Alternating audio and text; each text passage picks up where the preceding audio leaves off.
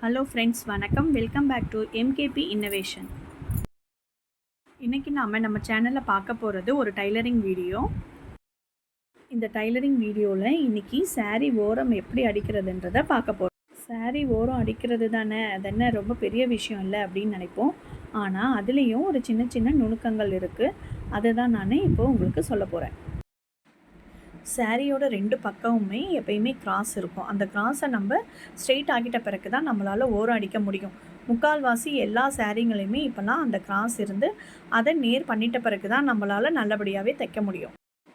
ஓரம் தைக்க ஆரம்பிக்கும்போது சிசர் வச்சு முனையில் கிராஸ் இருக்க இடத்துல நம்ம கட் பண்ணிட்டோன்னு அந்த இடத்த அப்படியே அதை நூல் பிடிச்சி எடுத்து அந்த எண்டு வரைக்கும் கொண்டு வந்தோன்னே அது நமக்கு ஸ்ட்ரெயிட் பீஸாக கிடச்சிடும். இப்போ இந்த சாரியில் இருக்கிற கிராஸையும் நான் அந்த மாதிரி தான் எடுத்திருக்கேன். நீங்கள் வீடியோவை நல்லா பார்த்தீங்கன்னா புரியும். நூல் இழுக்கும்போது நமக்கு கட் ஆகிடுச்சுன்னு அது வரைக்கும் கட் பண்ணிவிட்டு திரும்பவும் விட்ட இடத்துல இருந்து அந்த இழையை பிடிச்சி திரும்பவும் இழுத்தோன்னே அந்த நேர் லைன் நமக்கு கிடைக்கும். இப்போது இந்த சாரியில் இருக்க கிராஸை நம்ம கட் பண்ணி எடுத்துட்டோம். இப்போ நமக்கு ஸ்ட்ரெயிட்டாக இருக்குது பார்த்தீங்களா. இப்போ தைக்கும்போது நமக்கு எந்த வித சுருக்கமும் வராமல் ஈஸியாக நம்மளால் தைக்க முடியும்.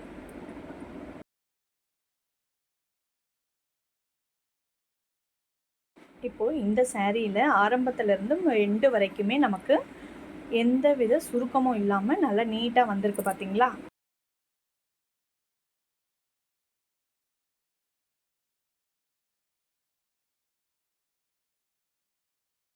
இப்போது இந்த சாரியை ஓரம் அடித்து முடிச்சிட்டோம்.